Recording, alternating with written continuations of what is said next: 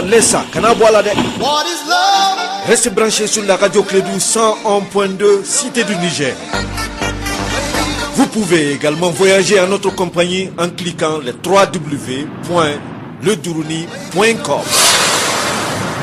La radio Clédou, toujours au cœur de grands événements. Les sports, les infos, la musique, l'actualité, le tout amusé et servi à chaud pour vous sur Radio Clédou.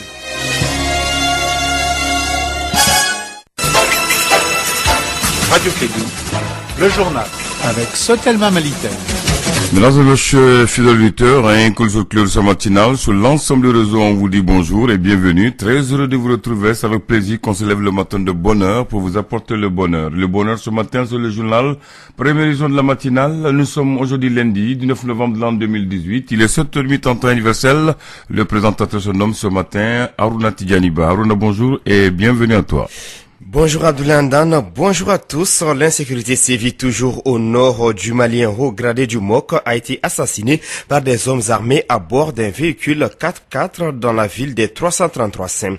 Les renforcements des institutions de la République du Mali au cœur des débats, une journée d'échange autour des réformes institutionnelles s'est tenue ce week-end à Bamako. Vous entendrez Moussa Mara, ancien Premier ministre et membre du CERM, l'organe initiateur de la rencontre. Andri Radjoelina et Marc Ravalo Manana, c'est le duel du second tour de la présidentielle malgache.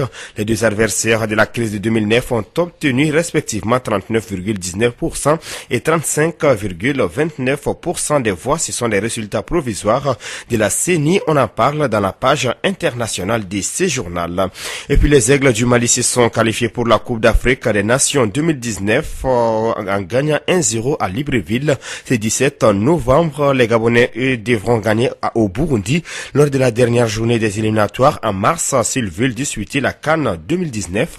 Les détails dans votre journal des sports à partir de 7h50. Il est 8h03 à Libreville. Ce sont les titres de ce journal.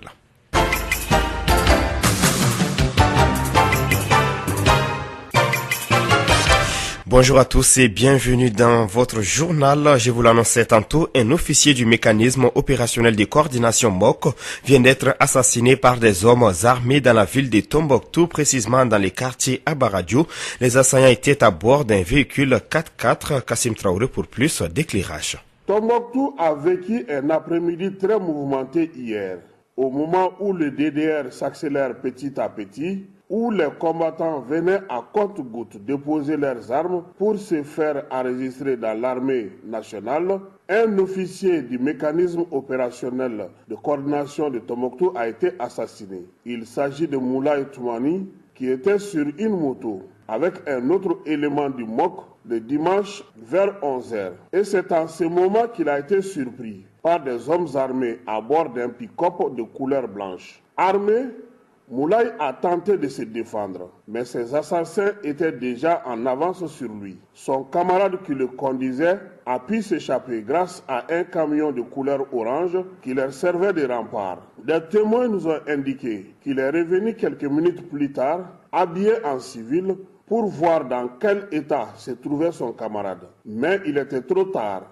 car il avait été tué par les assaillants. C'est la énième fois qu'un officier du MOC ou des FAMA est assassiné en pleine ville de Tombouctou. Beaucoup de gens se posent des questions. Ne faudra-t-il pas accélérer encore le DDR déjà en cours ou procéder à un désarmement de tout individu dans la ville de Tombouctou afin que les armes se taisent à jamais? En tout cas, plusieurs groupes d'autodéfense sédentaires se préparent afin que les plaines de Tombouctou soient sécurisées, car ils disent en avoir marre de tous ces individus qui circulent avec les armes sans être inquiétés ni interpellés par les autorités. La paix et la réconciliation dans le cœur et dans les esprits, c'est le thème choisi cette année par le groupement spirituel des leaders musulmans pour célébrer la fête du Mawlud 2018. Ce thème sera au centre des prêches de la célébration de l'anniversaire du prophète de l'islam Mohamed. Écoutons Mohamed Makiba du groupement spirituel des leaders musulmans du Mali.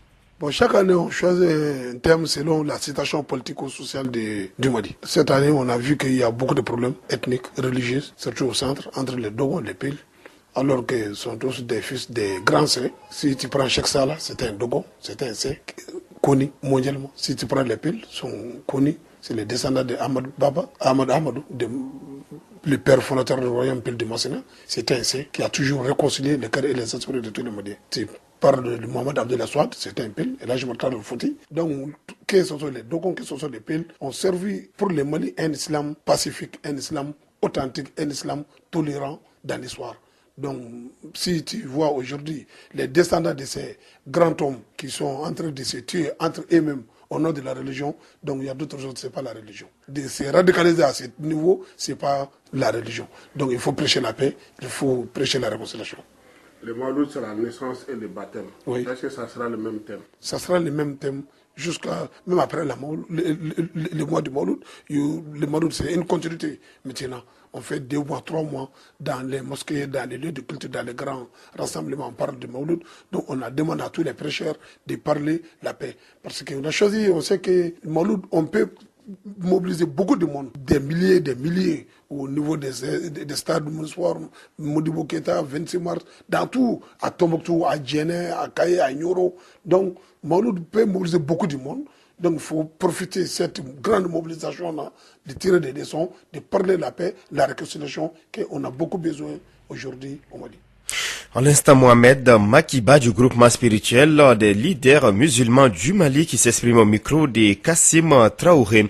En bref, la fondation Cheikh Mansour Haïdara a fait des dons à certaines mosquées et associations musulmanes des communes de Ségou, Sebourou et Pelengana. C'était ce week-end et l'action s'inscrit dans le cadre de la célébration du Mawlud. Les dons étaient composés des sacs de farine, des riz, des bidons d'huile, des tonnes de ciment et un corbillard et autres matériels sanitaires.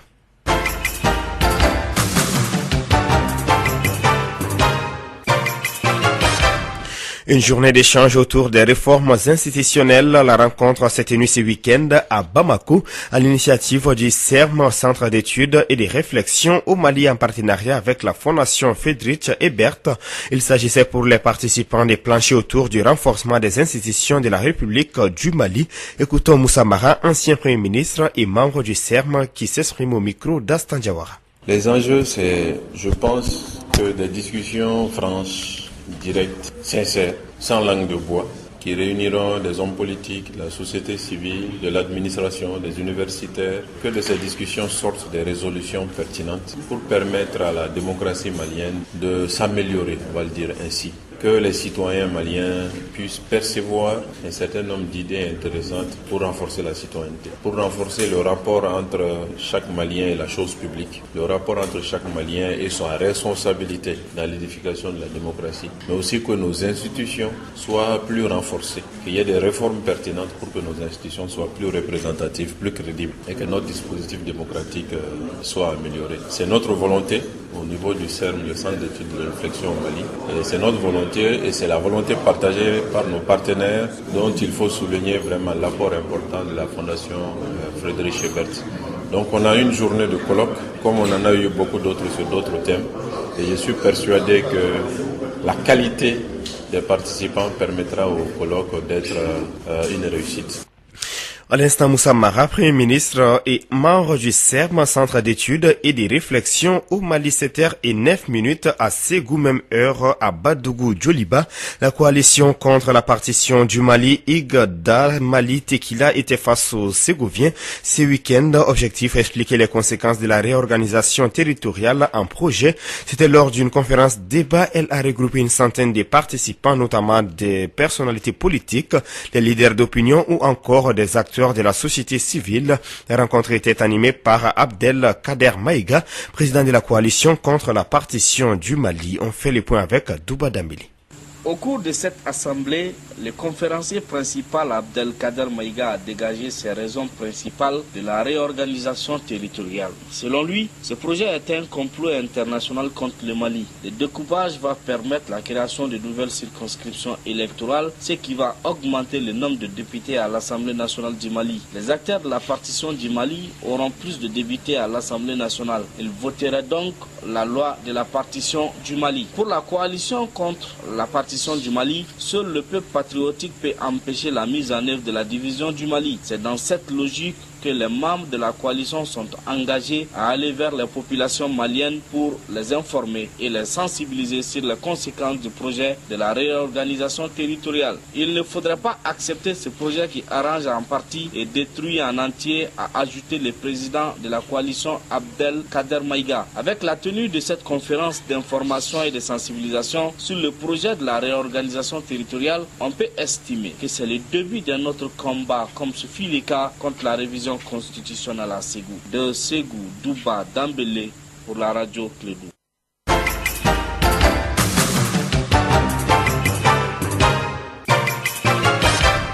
Actualité hors du Mali, l'Union africaine a adopté ce dimanche un certain nombre de réformes visant à rationaliser l'organisation continentale et à obliger les États membres à respecter leurs obligations financières lors d'un sommet extraordinaire convoqué pour faire avancer les changements débattus de longue date. Malgré les avancées enregistrées, la majorité des 55 États membres de l'Union africaine ont rejeté le projet de Paul Kagame de donner au chef de la Commission de l'Union africaine le pouvoir de nommer ses propres adjoints et commissaires.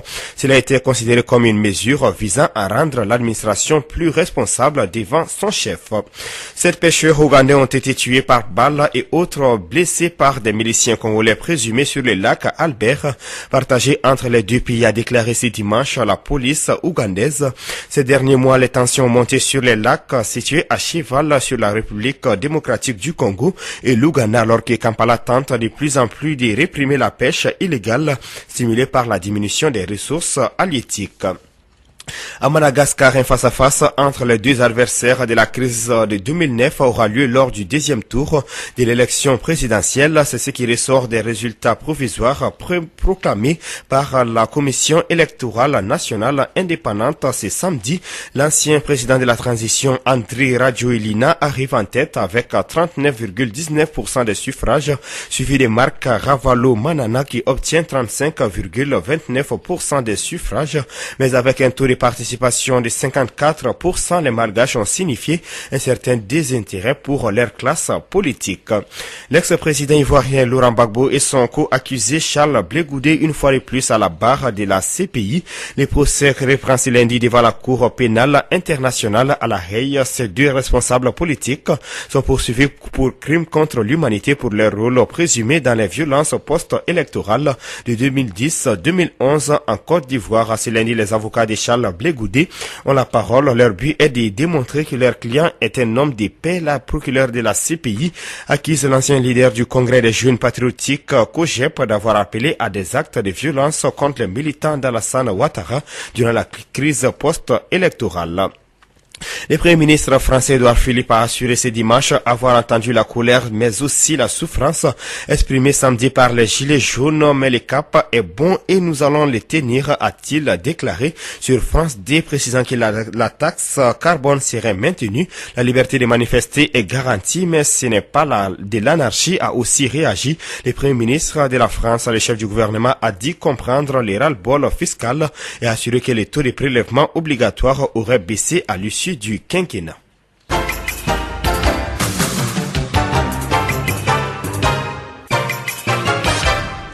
Terminons en musique, la légende de la musique malienne et africaine en général, Salif Keita a présenté samedi soir son nouvel album à Fana, ville sur la route de Ségou. On se rappelle, une fillette albinos de 5 ans avait été assassinée en mai dernier. L'album a été présenté lors d'un concert hommage destiné également à dénoncer les meurtres rituels d'albinos en Afrique. C'était sur le terrain de football de la ville. Kassim Traoré nous en parle. Le terrain de football de Fana a refusé du monde. C'était à la faveur du concert gratuit pour rendre hommage à la petite albinos Saramata Diarra, assassinée à la veille de la présidentielle malienne. Ça va bousculer les choses parce que ça va faire peur peut-être aux gens pour dire que dès qu'ils vont agir de façon négative, les autorités et la société civile vont se mettre sur leur dos. Je pense que ça peut être un signal fort pour que les exactions et la discrimination des personnes atteintes d'albinisme s'arrêtent. Fana n'avait pas abrité un tel événement. En plus de Salif, il y avait le Sénégalais Ismaël Lo ou encore la chanteuse malienne Safi Diabaté qui ont émerveillé le public de Fana. Aujourd'hui, on est dans le concert et tout est bien. C'était impeccable. D'après ce que je vois, si on continue comme ça, on va gagner le combat.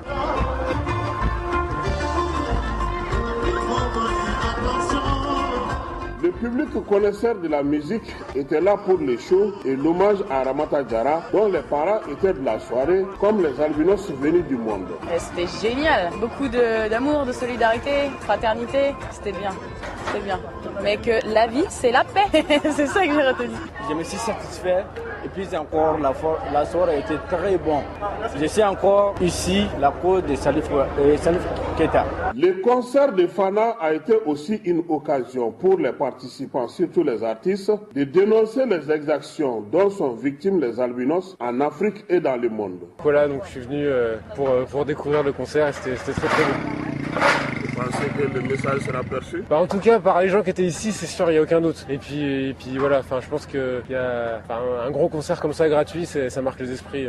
Et puis il a fait venir beaucoup de personnalités, donc je pense que le message passe. Il faut signaler que c'est le 13 mai dernier que la petite Ramata Diarra, 5 ans, avait été enlevée par des hommes armés alors qu'elle dormait avec sa mère et sa sœur dans la cour de la concession familiale.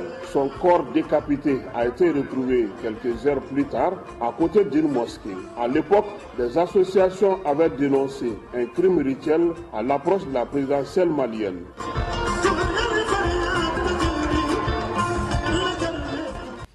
C'est sur ces notes musicales du rossignol du Mandé qui s'achève ce journal. Merci à vous de l'avoir suivi. Présentation Arunaba avec la complicité technique d'Abdoulaye Andan Diti. On se retrouve tout de suite pour la page Elect. Radio Kédou, le journal avec Sotelma Maliten. Deutsche Welle. La Deutsche Welle sur la radio Kédou, c'est l'Allemagne à la porte du Mali.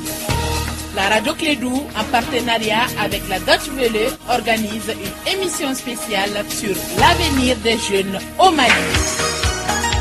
Suivez en direct sur Radio Kédou ce débat sur ce thème crucial de l'avenir des jeunes. C'est ce mercredi 28 novembre 2018 à partir de 16h dans la grande salle de la Chambre de commerce et d'industrie de Caille. Quel avenir pour les jeunes? Voilà une question qui sera débattue sans détour par les experts devant le public de Caille. Un rendez-vous à ne pas manquer. BW